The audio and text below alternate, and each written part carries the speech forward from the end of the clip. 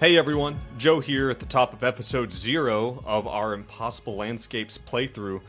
This is just us making the characters before we actually get into the play, so if you're not into that, please feel free to skip ahead. I know some people don't like episode 0s and whatnot. I want to skip straight to the action, so that's next episode. Bear with us on the audio quality. This is way before we got a better setup, and we were still brand new to this. We didn't really know what we were doing, but I promise the audio quality gets better as we go along. The story, super strong though. Stay with us on that. Anyway, let's get into session 0.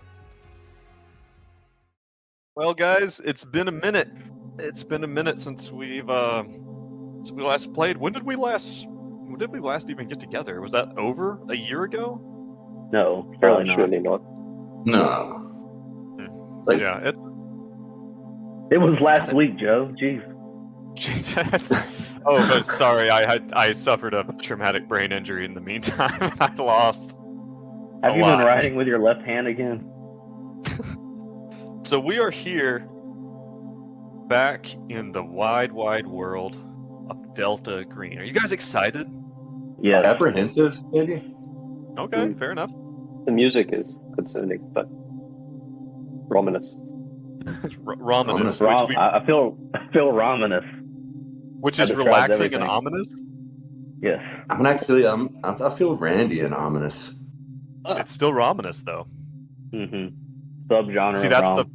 the problem. The distinction is important. So, so you guys have had some character ideas, right? And so let's start first with kind of like where we're coming from. Like I said, this is being streamed, recorded, so maybe one day it becomes a thing. So I am Joe. I am going to be the handler of this operation. We are running, gentlemen, none other than Delta Green Impossible Landscapes. Ooh. Nice. Woo! And I don't know if you can see it on there. I do like Real that art. close. You look real Yeah. close. See, there's something in the background there. A little teaser Wait. of things to come. Oh, is that like Oh, a back no. Hold on, let me go to the Back Discord and see that. I think you can actually see it on the Roll20. Yeah. Yeah, that's what I'm looking at. It looked like a Different locust or sectoid, something. Yeah. So my first question to you guys, actually, so we ran the control group scenario, or this control group campaign, I guess you'd call it, technically. So we ran that to get everyone, and we ended up in Wormwood Arena, where you guys' characters investigated the Harmonious Bliss cults, got to the bottom of that, only committed a little bit of mass murder. Just dip that And- toes in. Small. Dipped your toes Oh, and a wow. little bit of mass murder, but oddly enough, still did the mission. Completed the mission, I would say, satisfactory. But throughout all that, you guys we're now going into a new adventure, and this thing's a doozy. Each one of these, I would say that each one of these 4 operations is going to be longer than Wormwood Arena was. I'm gonna go so far as to say even maybe significantly longer. So we're in this for the long haul, gents. It's gonna be. I'm really looking forward to it. My first question to you guys is, what do you guys know about the King in Yellow, if anything? I think everything I know about it is from True Detective Season 1 and Glass Cannon Strange Aeon's playthrough, where they just like touch on it. I don't actually know. It's like The King in Yellow is a play that supposedly if you read it, you go insane. That's about as much as I know. Yeah, I didn't know that either. All my knowledge comes from True Detective as well, and it's just like a obscure reference in that. Yeah. Yeah, Gian, I know have he you has ever? a name, and it's Carcosa. Or Carcosa is somehow affiliated with the King in Yellow.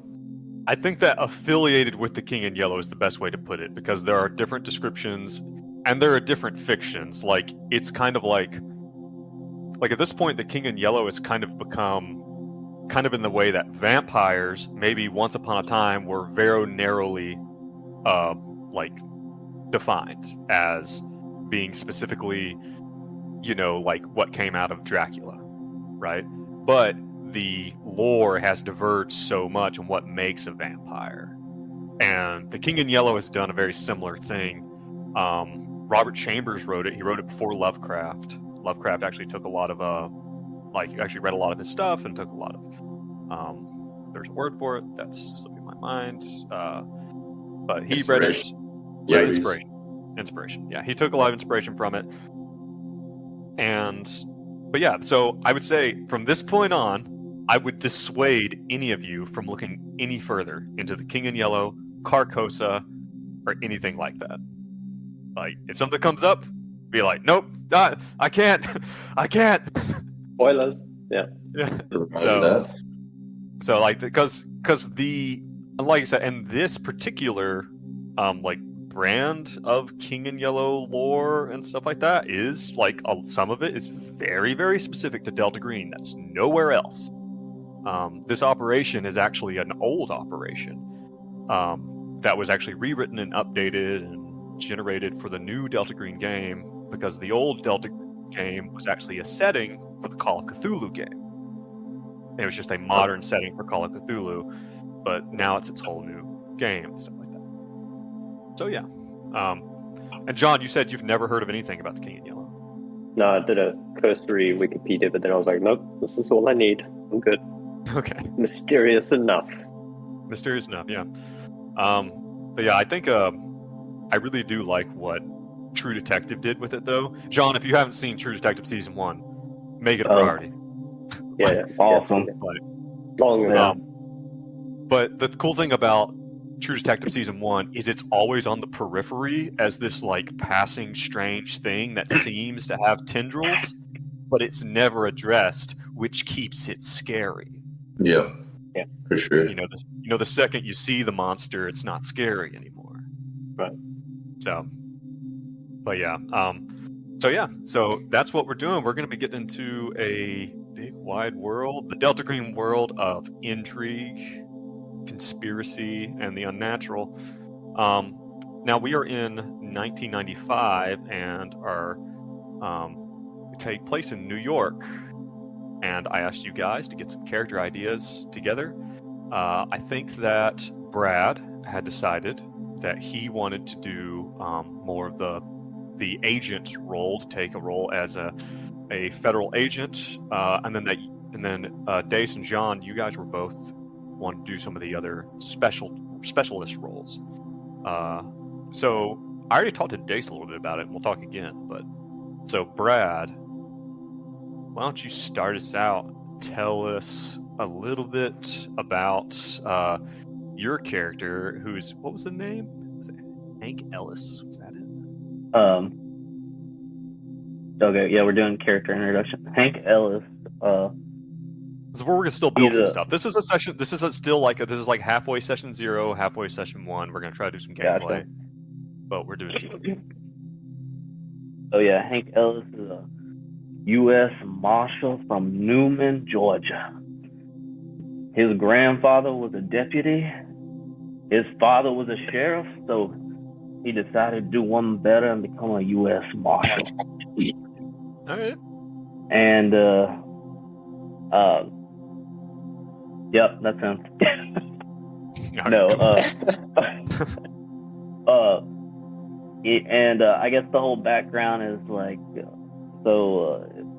he joined when he was 25, and one of his first assignments was driving a fugitive across state lines, and it was the dead of night, and started seeing some the fugitive had killed several people, transferred him to another jail, said a radio in his head told him to do this stuff. And it was only him driving down this road, and he saw some lights in the sky, kind of looked like a circle or something, and a white light. And I woke up in the middle of the desert, knew it was the day I was born. and shortly after that, got contacted by the organization, and 20 years has passed, and nothing supernatural has happened since. So how old is Hank? 45. Okay, all right, 45. So Hank had an experience with the supernatural, Basically, an alien abduction. Yeah. and so that was in the 60s, right? So because it's 1995 now, so that'd be in the 70s, right? Yeah. Okay. All right. Interesting. So just real quick, when was the Roswell incident? That was before 70, surely. Close. It was in 47. Okay, so it was a long time ago. I didn't realize it was that long. Yeah. Okay, they had an interesting experience. So, do you think that Hank Ellis has ever done any other operations, or do you think that for these last 20 years he's been like a Delta Green friendly and that kind of thing? Yeah, I mean, I imagine he hasn't done any operations. He was just contacted because of that. Gave the briefing, whatever entails when you get initiated, but hasn't had anything supernatural happen since. Okay. Well, it's and maybe because he's a U.S. Marshal, he's a part of the Special Operations Group, I believe, which is like the U.S. Marshal SWAT team. Mm-hmm. And so maybe they've tapped you a few times for equipment or for you to do some research for them, like run something through the database. So maybe you've had some feelers here, back and forth at Delta Green, but no big missions. This would be your first mission. Yeah, that's what I'm thinking. All right, nice. Gian, who are you bringing to the table, Mr. Benedict Farthington? Yes, Benedict Simon Farthington. That is. Pardon me. Yes. Let's not mix wires here.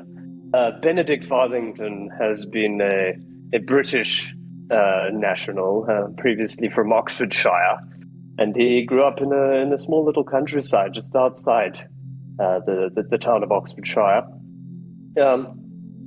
He grew up to be a little bit of a bully at the St. Alice College for Boys, and as he aged, his naturally aggressive proclivities were diminished as the harshness of the small community came to suppress him. But he did understand how to more eagerly manipulate and control people with this greater understanding as he got older. But needless to say, he grew into the role of an editor-in-chief at the Daily Mail, which is a short little read in the UK, and he continues to provide his services there as the editor-in-chief. He was approached by Delta Green when one errand day he sat outside on a rainy UK day and was approached by a man who gave him a pamphlet, and it was a yellow crippled piece of paper, and before he even had a chance to read it, it was snatched from his hands by a man with glasses, and he was whisked away and inducted into the Delta Green as a friendly. Huh. Okay. What kind of... And that's all he knows. Even he doesn't know what was on the paper. Well, what kind of work have you been doing with Delta Green as a friendly? What kind of support? Because it sounds like you were like a... So when you say you were a writer for the Daily Mail, is that right?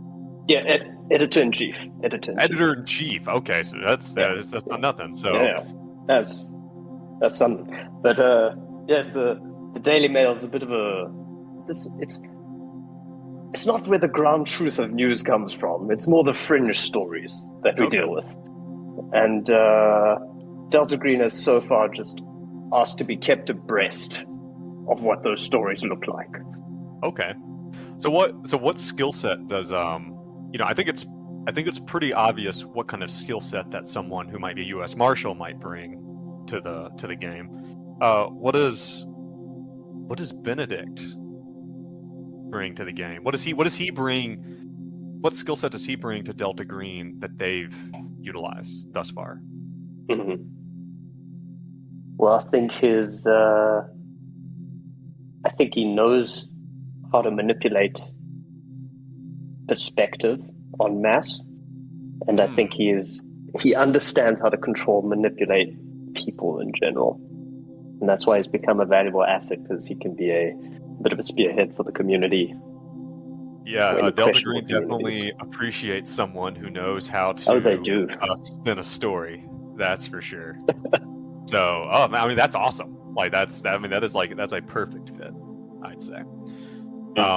So what about Dace? What are you bringing this game? Who else is joining us today?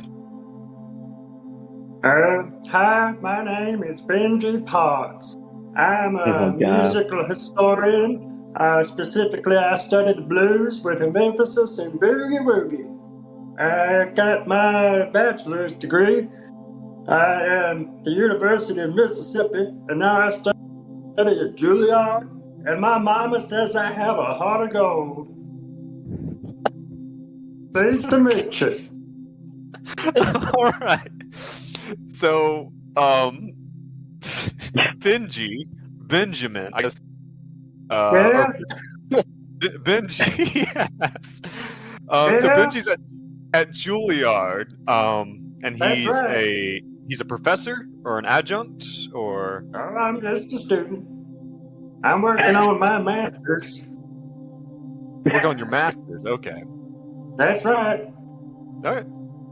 So, and actually, I should have asked Benedict this. So we'll swing back around here in a second. Or no, Benedict did describe to us his encounter with the supernatural, as far as he knows, that he's been read in after what happened on the street that day. So Benji is a historian of the blues. He's like a music historian. What happened to Benji that made Delta Green take a notice? Well, when I was in Mississippi, I went to Cleveland down to a particular crossroads. One Mr. Rob Thornton went and reportedly sold his soul to the devil. I enacted a rite of passage and saw some stuff that I might not ought to see. It's haunted me for many days. I took an interest in the supernatural. I miss her voice. Now I'm Maybe writing my dissertation on the unearthly and the ethereal and its crossover with the blues. All right, so you've Excellent. attracted so your study of this kind of thing, and maybe your digging has attracted some attention from Delta Green. We talked the other day, and it's like maybe one day Benji went into his small office that he's been given as a graduate student, and there were some men digging through his papers. It's actually a janitor's closet. It's amazing that we can all fit in there at once. Right. But yeah, so what does Benji bring to the table? Well, I play a mean six string. Yeah, he does. Is that all? Okay, That's it? real. This is a wild card. Yeah, he is. Oh man. All right. That is fascinating. It sounds like he is just a great guy, just overall, just The an heart awesome of guy. gold. The heart of gold. All right, so we have. I'm gonna start my paper notes here. I've got Benji. I've got not Finnegan. Sorry, Benedict, and old Hank. 3 of you. All right, so let's get down to some character creation stuff here then. I think a lot of it has been done. Have you guys filled in your skills and stuff? No. Okay. I have. You have not? Uh-oh. Make him roll for sanity. Right.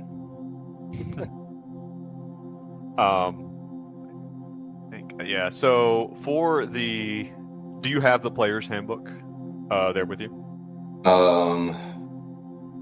Golly, I know I downloaded it. Let's see. It might be easier actually if I just read off the stats and you put it in. Pretty cool. Okay. That might be actually faster. I do have it pulled up now, but yeah, shoot. All right. Hold on, I have to find it real quick. Here, these are all federal agencies. I need the other ones because I'm having trouble finding where the historian It's kept in here. Actually, it might not be in here. It might be in the other documents. It might be in the Google Doc. I think I got it. It's under anthropologist or historian. You study humanity. You're concerned with patterns that emerge over time across land masses, cultures, language groups. You might be a number cruncher, field worker. 20. Yeah, I'm on page 27 for his stats, I think. Anthropology or historian. Okay, On I was the looking at handler's guide, Professional skills. I'm on Agent's Handbook. page 27. No, Agent's Handbook, page 20. Oh, 20. But that's Sorry, just got the you're right. professional skills. Yeah. Okay, yeah, this is fine. All right, so Dace, Yes. you ready? Yep. All right, yeah. So pick either anthropology or archaeology and put that at 50. Right. Bureaucracy of 40. Noise. Okay. Now I'm going to let you choose here. Do you want to put? You're going to have an opportunity here to take a foreign language and a music skill. One can be 40, one can be 50. Which do you think is more important to Benji? Oh, definitely music skill. All right, so then put your music at 50 under art. Okay. And then pick yourself a foreign language. And where would okay, foreign languages and other skills. What foreign language would Benji know? Cajun? Italian, operas. I don't know. Cajun. Creole French?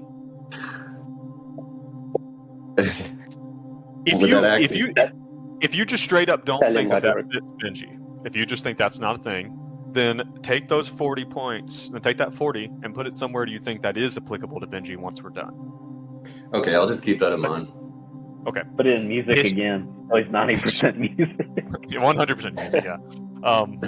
History, 60. Makes sense. All right. Occult, 40. Also makes sense.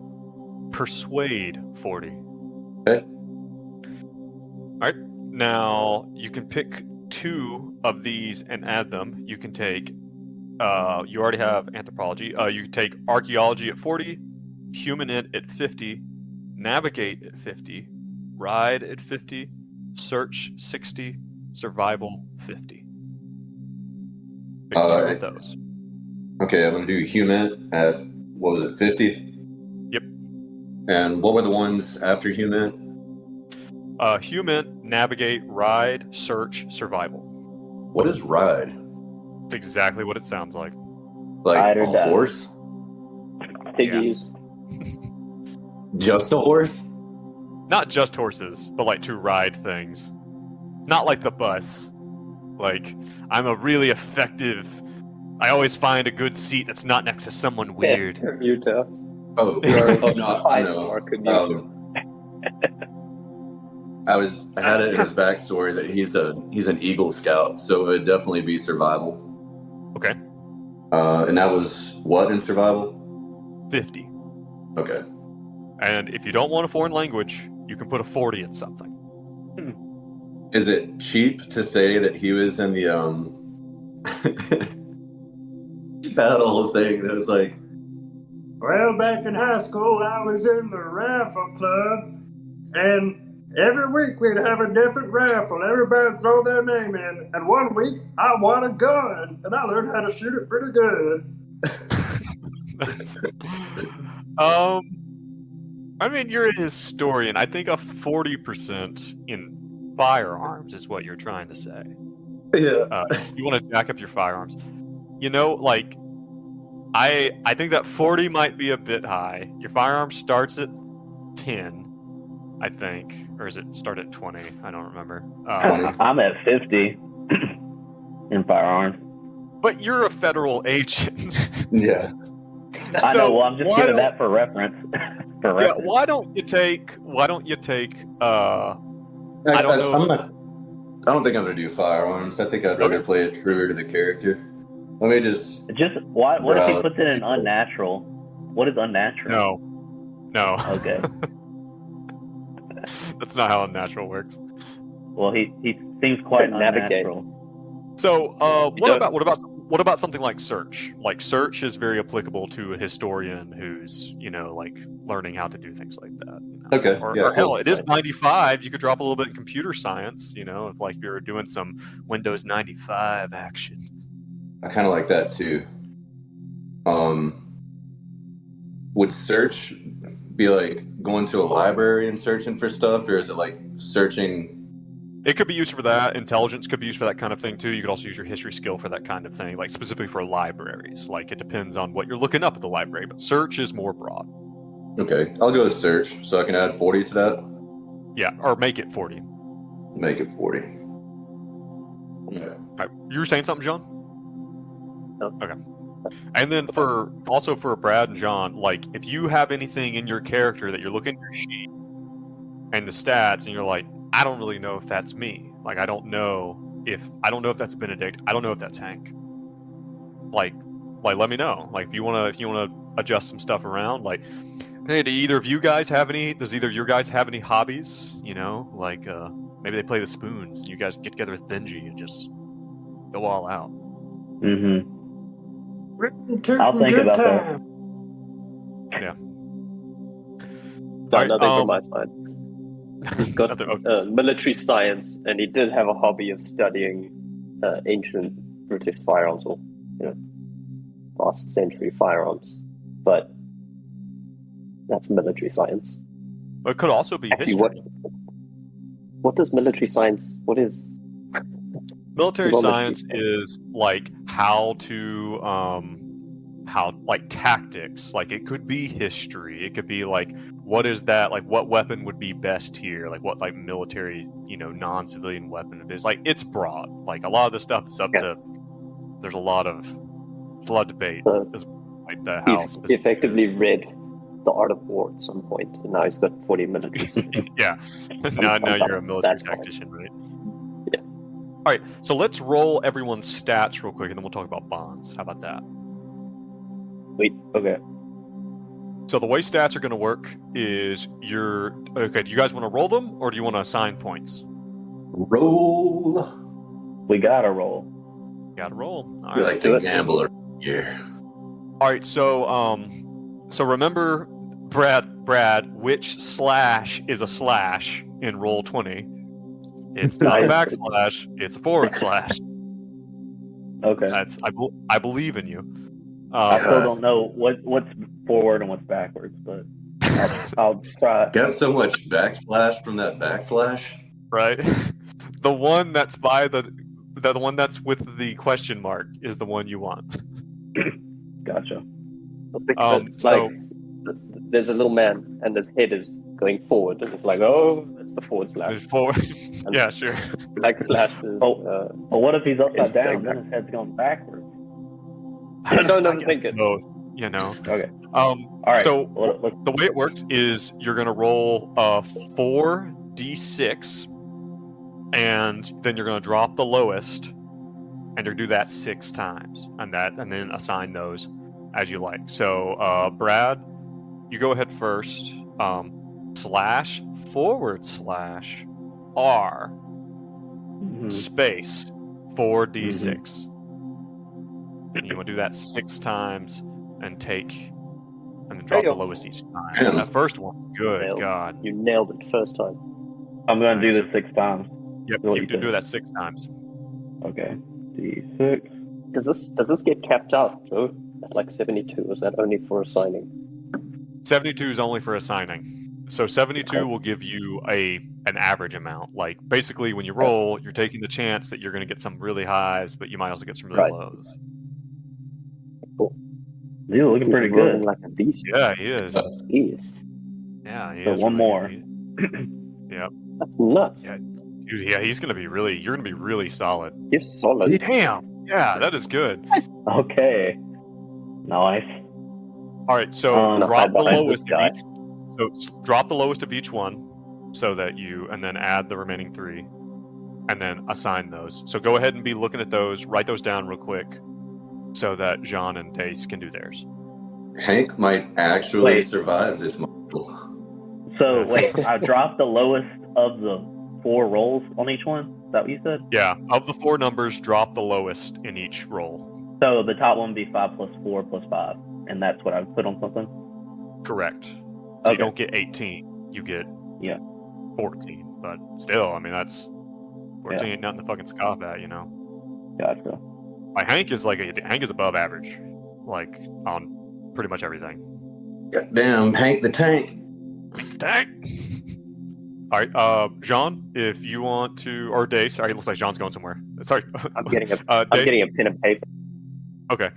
Dace, Right. if you want to go ahead and do /R 46, do that 6 times. You got it, good buddy. Damn. Not bad. Not bad at all. Yeah, same thing. You've got some that are a little lower, but you've also got some that are spectacularly high. Higher than, yeah. I'm not disappointed. Yeah, that's pretty good. Yeah, so write those down. Track the lowest one. Yep, and take the lowest one off each one, and then Jean can roll his when you're done. Word. That's so weird, this system. It just occurred to me that you actually, like, ideally, you would roll a 1. So when you deduct the lowest one, you hit for the least. Like, you don't want all 4 to be high. Mm-hmm. Yep. I guess so. So. Fully bottom. Yeah, like that last good roll there, was Dace? not as good. Is Dace? Dace, are you done? Yeah, I'm done. You're done. Cool. All right, Jean, go ahead. If you're not already doing it, I think you already are. Yep. All good. Oof. Pretty good. Man, you guys all did pretty well. Like, Yeah. like you guys are all having agents with. Does anyone have a 10, or is everyone at least 11 and above? I have My lowest 110. one's 12. I Yeah, feel my like lowest one's 12. Benedict's gonna be Not bad. 12 there. Benedict's got an 11. Yeah. But what's your I'll go ahead, assign your stats, and then My highest is 15. My lowest is 11. yeah. That's not So bad. Brad, have you already assigned yours? Yes. So what are you looking at? Where'd you put your stuff? Strength 15, Constitution 14, Dexterity 14, Intelligence 12, Power 13, and Charisma 13. Okay. So, and then there's a thing that we talked about kind of in the last one, is distinguishing features. So anything that you have that's below a 9, which is nothing apparently for you guys, or that is above a 12, so 13 and above, like for each one of those things that's 13 or above, in the little space there next to it, just put like one word that describes how Hank is exceptional in that area.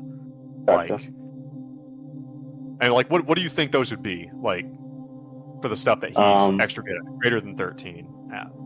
He was a power lifter in high school, I guess would be strength. Okay. All right. Constitution. I don't know. How serious do these have to be? They don't have to be exact, but so your highest are basically your strength, constitution, and your dexterity. Yeah. What is power There's a- again? That's like mental fortitude. Power is your willpower, or it's like your mental fortitude. Yeah. Okay. Okay. But your highest is by far that you are a power lifter, and does that? I assume that affects the way Hank looks. Is Hank he's like a pretty big guy? Yeah, he's like big, stout, tall, but his face is like leathery as hell. His face looks I like got he's you. 60, but his body's like But he doesn't look bad either. I mean, he's got 13 in charisma still. true. I was But at figuring the that'd same be time, charisma would be more personality than looks. well, but- yeah, okay. So it's all his personality. He's a real nice guy, or maybe not nice, but he's charismatic. But the thing is, you're still dexterous too. So he's a big guy. Even though he's strong, he's a little wily as well. What's his dex? 14. All right. What about for Benedict? Where'd you put your stuff? What's your He's highest? got 15 in charisma, All right. then 14 intelligence, 14 strength, and then the rest are 12, 12, 11 constitution. Yeah. So for the purpose of this, maybe just anything over 14, give a distinguishing feature to, because you guys are so exceptional. Solid rolls.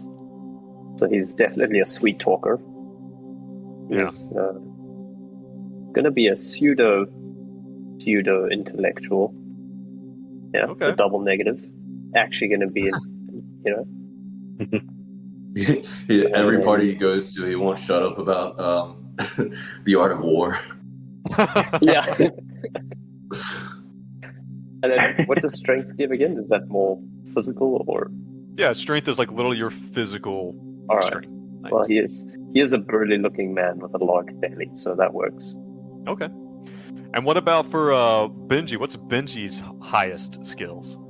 I actually got 2 15s, so I put one in intelligence and said that he's a bookworm, All right. and in charisma, and I put that he's disarming, like he's disarmingly charming, and got a He's just 14 not- in dex. He doesn't come across as threatening at all. He's just- Right. Yeah, he's just like a very sincere guy. Yeah. I got a 14 in dex, and I put that he was in cross country, and then a 13 in power, and I put strong beliefs. I think he's definitely a mama's boy, and like she instilled a lot of values in him. So anytime his world is challenged by like insanity, he'll like rely on his mother in that way. Okay, so he's Reminds got me a of- really good foundation in his beliefs. Reminds me of Water Boy. Well, fellas, Mama's wrong again. He's like a mix between Waterboy and, if y'all watch 30 Rock, Kenneth from 30 Oh Rock. God! Yeah, that's so Nice. great. Yeah. Nice. So that's definitely got to be one of his bonds, his mama. Well, she's dead, so that can't actually be his bonds. Okay. And on that point, let's go back to Brad, and let's talk about Hank's bonds. So, how many bonds does Hank have? 2. All right. Oh, by the way, Dace, you have 4 bonds, according to the book. Okay, cool. Because I thought of another one. Cool. So that's good. All right. So Hank, tell us about these 2 bonds that Hank has. The first one is the relationship with his 5 sons from 5 different wives: John, Jonathan, Joshua, James, and Junior. Fucking hell. And the second bond is a Waffle House waitress, Sandy. He has a crush on her. Dude! All right, wait. What is that? What is that relevant? Just hold on.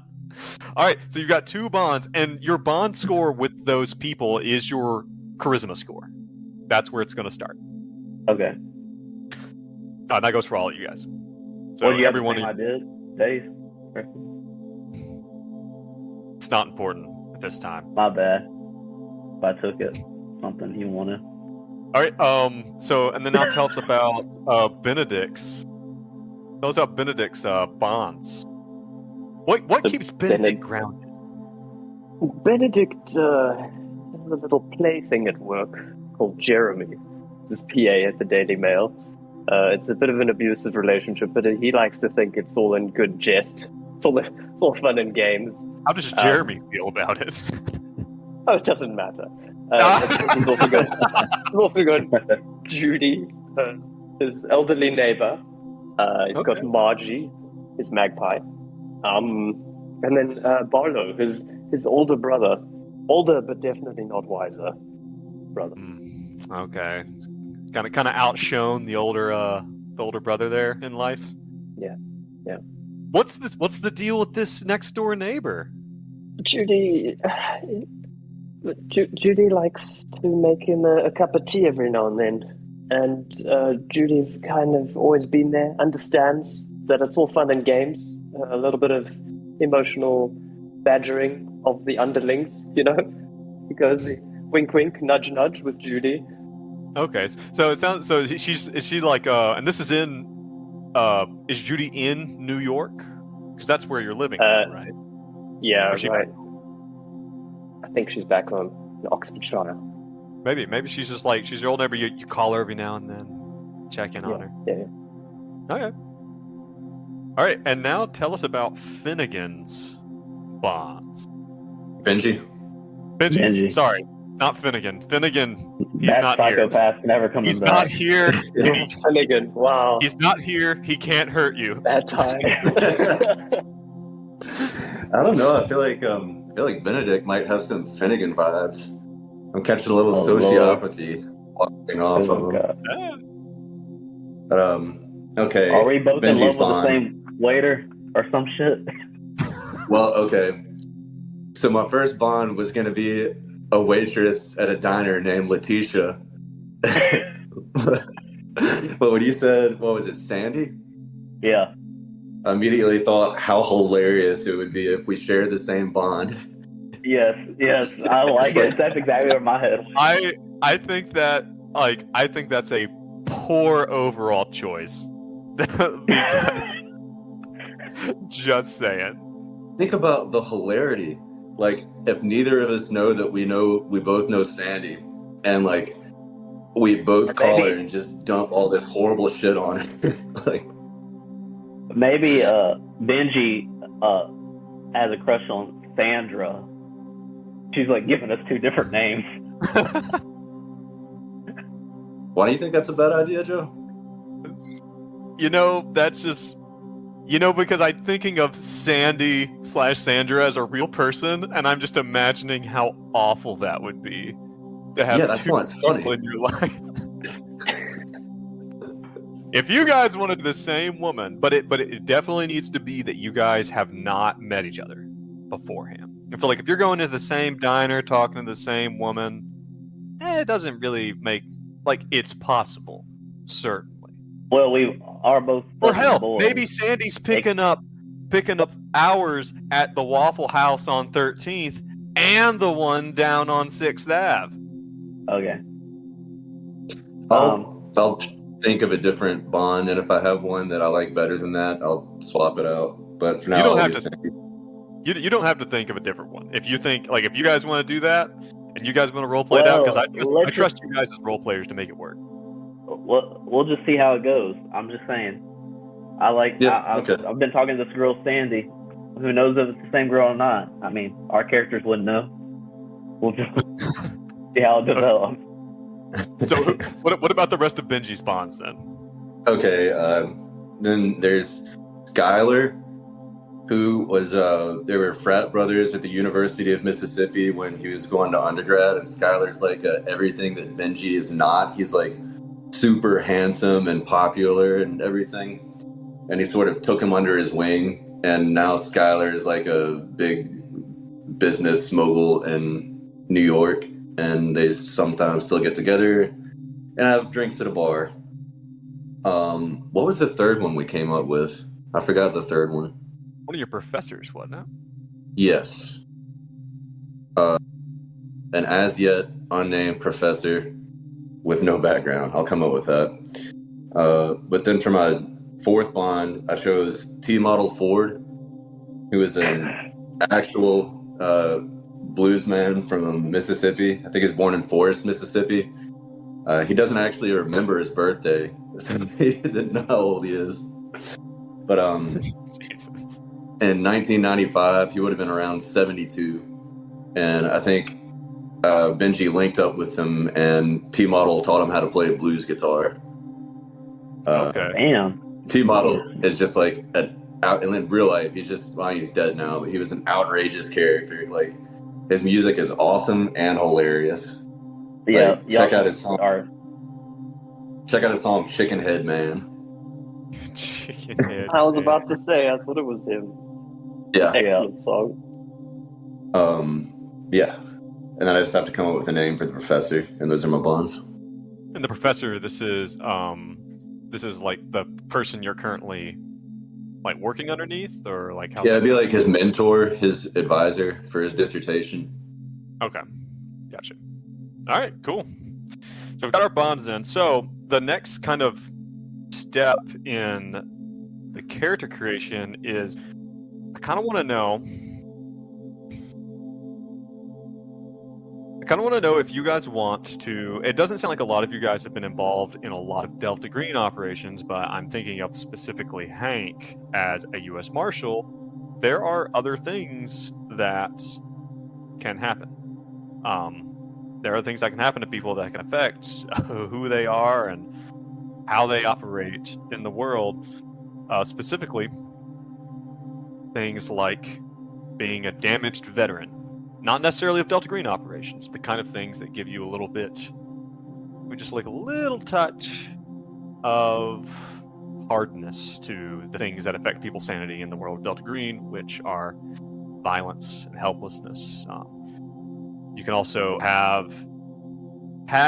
you could also claim that, that experience, the supernatural experience you had kind of hardened you, or don't be afraid to say, hey, maybe I have done a few Delta Green missions, and so I'm a little bit of a Delta Green vet at this point.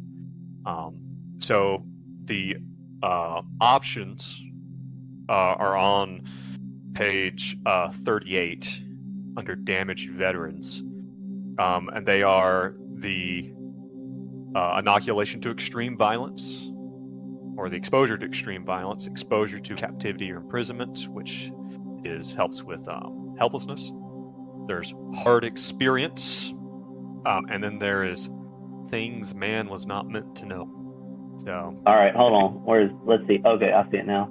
I definitely want to use one of these if I can. What's the disadvantage? This is just an extra kind of little bonus thing I get. You can read the descriptions there of each one. There are disadvantages to having each one. I think I'm definitely going to go with things man was not meant to know due to the whole Crossroads incident. Yeah. You went down. I mean, you went. So, and correct me if I'm wrong. Benji went down, like basically tracked down and discovered where this blues legend went to sell his soul to the devil. Went down there and engaged in some of the same, like, occultic kind of stuff, and had an experience. Right. Yeah, and in Clarksdale, where Robert Johnson sold his soul, there's like a historic crossroads that's like the landmark. Mm-hmm. But then if you ask like locals, they'll point you to a different crossroads that's just like theoretically supposedly the actual crossroads where it happened. So he went to that one and did this ritual. Okay, gotcha. All right. So then, if that's the case, then for Benji, then go ahead and add 10% to your unnatural skill, and 20% to your occult. So Benji's a bit up to his eyeballs in this stuff already. Yeah, my cult is 60 now. Yeah. Once you do that, reduce your sanity by your hour stat. The maximum or the current? Your current. Okay. Because I think, did all that stuff fill in automatically? Yes, it did. Yeah. So your current goes down. It's now 52. All right. And you are going to get your new breaking point is going to be a little different, because your new breaking point is going to be 52 minus 13. So your new breaking point is going to be 39. Do we also need to choose a motivation? Yes, motivations are going to be a thing. They're not as important to play, but there are still things that can kind of inform this. Especially for you, because you're going to be doing this. So let me roll a quick D8. Let's see what we got here. 5. All right. There is a risk over in the motivations area. I would like for Benji for you to write fugues or disassociation or whatever you want to. Maybe dissociative disorder might be easier to understand. Basically, you go into catatonia. You just write catatonia if you want. You go into catatonia and have a tendency to kind of shut down when encountering things that are similar to the experience that you had in Cleveland. All right. So sometimes when you encounter the unnatural, there's a risk that you might kind of go down shutdown mode, kind of go into this dissociative. I said Cleveland, didn't I? It was Clarksdale, Mississippi. Clarksdale. That's Okay, what it Clarksdale, was. Mississippi. All right. So, do you guys want to take any of the damaged veteran subtypes? Don't think it makes sense for Benedict. You don't think so? Okay. And what about I don't for, want to. all right, cool. All right. And then, so the last thing is probably under motivations. Motivations are basically, we decided when we were playing before that we were going to use a similar system to things like D&D and stuff, of like an advantage system. Now, in the book, motivations are typically used for you to regenerate willpower without resting. So say if you were a doctor and you had a motivation to help the sick and you healed someone, you'd be like, well, that was you fulfilling a personal motivation. You would get a little willpower back for that, right? I have not seen willpower be that big of a thing. It may be a lot different due to the nature of this campaign, but I am really considering actually using your motivations to be an opportunity for you guys to earn bonuses to your rolls, but basically by fulfilling a motivation, that's how you're going to get a 20% bonus on a roll. I like that. You guys like that? Okay. Like, with limited, because I want to put down, like, one of my main goals just as, like, a marshal is to capture known fugitives. So, like, put, like, a cap on how often I can use that. So, like, every time I'm shooting at a bad guy, I can't roll an extra. But, right. Well, it's like, or maybe something just like catch bad guys. Maybe that's a little more broad. It's like, give you more opportunities for that, but it's not so broad, So like something that's not like so broad that it can just be achieved. Like eat breakfast should not be a motivation. Well, okay. So I was gonna, as my first motivation, I was gonna say make mama proud. Make mama proud.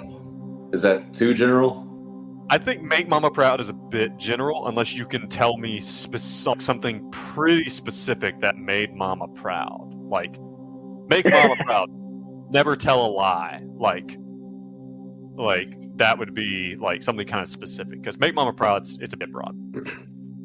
Okay. I think the number of motivations you really want 4 or 5. 4 or 5. 4 or 5. We don't have to do them all now. Like we're gonna investigate and kind of learn these characters a little bit as we go, so it will be easier a little later. But let's try to get at least 2 or 3 right now. Like what are the kind 3. of things that you've got 3? I think so. I can't think. Or I could think of 2 more if I really had to. I want to do just like capture known fugitives as a motivation, provide for his sons and ex-wives as one. Okay. And live up to his family's legacy as the officer of the law. Okay. All right. That one's a little more broad, but it's still all right. Man, I wish I had a shade on this damn window. It is so bright. What about for Benedict? We think it's Benedict. I don't know. I was thinking it's probably something around uncovering secrets or something linked back to understanding why, when handed a pamphlet, his entire life changed. But I can't really keep that. I can't really generalize in a way that makes Would it sense. be part of his identity as a journalist? Might be kind of like, right?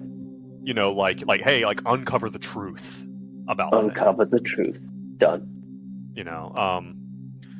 Or even or maybe I don't know. Was he like a big exposed corruption in the government kind of person? And now you're part of a secret underground government agency, Right? It's like I don't know, or maybe is Benedict's thing? Does he like? I mean, he sounds like a bit of a sociopath, bit of a narcissist in some way. So is he get more well known, make more money, that kind of thing? Are those the kind of things that he likes? He's gonna want to, I don't know, dominate meaningless interactions with other people, or not so much dominate a community or anything else. He just wants to be the fucking guy. in whatever situation he is part of. Okay, like be the center of attention, maybe. Yeah, maybe. Cool. I think that's okay for now. We'll figure out the rest. He's still a little bit blurry in my mind. Okay, I got you. What about for old Benji? I've got What is Benji like? make mama proud, parentheses, the golden rule. I figure that might make it more narrow. Okay. All right. Treat others as you would want to be treated. Yeah. Learn more about the Clarksdale incident. Okay. Spread the joy of the blues and boogie woogie. Gotcha. Finish dissertation. And record blues album. All right. So you have those written on your sheet just like that? Yep. All right. So that Joe can destroy a few of them. Which one just will go? Just one. So the second one. Yep. Which was learn more about the Clarksdale incident. You just at this point you just don't even know if you want to know. Okay. Should I delete that one? Don't delete it. It's still there. You can do things to get that motivation back. But it is basically covered over by your current mental disorder. Okay. Your mental disorder is kind of currently like fulfilling that slot. So, all right. No, Joe, that the video that's streaming is on like your Fred boat or like some menu on Discord. Oh shit. Yeah, it's all over the place. Oh, it's going. Sorry, it's because I switched pages. It'll be back. Gotcha. It's because I don't have multiple computers to run this off of. Amateur. Right. But yeah, so if you guys are good with that, then do you guys have any questions, like about what else is going on, and like when it comes to equipment? All right, so like some of the equipment stuff is going to be handled. I know, like you got like primarily Hank. Hank had some questions about like, yeah, I'm like a member of the SWAT team of the U.S. Marshals. Do I get to bring all my SWAT stuff? I would say that you have access to it, but you do not keep that around. Like that is at your office. That is kept under lock and key in the SWAT van. Now you're obviously going to have a much easier time getting it than most people, but it doesn't mean it's going to be easy. But well, it would be fair that I have my agency badge and a. I would say that you definitely pistol. have everything that's listed under the federal agent stuff, which is like badge, a sidearm, a pistol, like a basic bulletproof vest, a jacket that says Marshal across it, that kind of thing. Now, can I take the battering ram? I would say no. Oh, okay. All right. So are we good then? Do you guys like where this is at? We also mentioned we needed to come up with a code name, didn't we? Like, oh yeah, part of the M. You need a code name that starts with the letter M. Ooh. So have you guys thought about this? It sounds like John has. I may have got it wrong though, because I thought it needed to be like M dash. I chose M pudding, but that's not right. So no, I remembered it, but I did it so wrong. I think you had the spirit of it. I had the spirit, yeah. I mean, I'm all for inputting, but I think Hanks will be molasses since he's from Georgia. Molasses. Agent Molasses. All right. I think Benedict is gonna be Matador. Agent Matador. Ooh, that's really good. Better than pudding. Inputting. This is so dumb, but it's all I can think of. Like, my brain has latched onto it, and I can't get over it. But if I was Agent Meacher, as in pleased to. Jesus Christ. Meet you. Done. Is it spelled like it's from a different language? Like it has some apostrophes and like some funny symbols in it? MEET CHA. Mecha. Micha. Agent Micha, alright. It's fine. I don't fucking care. These are your agency names. So all that being said, so you guys, do you guys want those names? Yeah. Is that what you want? Yes. I'm attached to it now. Not what I want. It's all I can think of. Okay. It's not the code name we want, but it's the code name we deserve. Okay. All right. So that being said, let's take a quick break. We'll just like hit some Roll20 stuff real quick because there's going to be something that we're going to be doing, and then we can get into it. You guys down? Ooh. Yeah. Hell yeah. And that would have been a great place for an outro, but here's Future Joe closing things out. Thank you for joining us here at the start of our Delta Green Impossible Landscapes journey with our cast of Chucklefucks, and I promise you, I promise, this is going to be a wild ride. Keep in mind, we post stuff regularly over on Reddit and Twitter. Those links are attached to the episode notes below. We have a Patreon too. If you like what you listen to, consider going over there. But we would love for you to swing by, especially on Reddit, and introduce yourself to the community. Let us know what you think about the podcasts and whatnot. We love hearing from you guys. But listen, thank you so much for joining us, and we will catch you next time. Bye.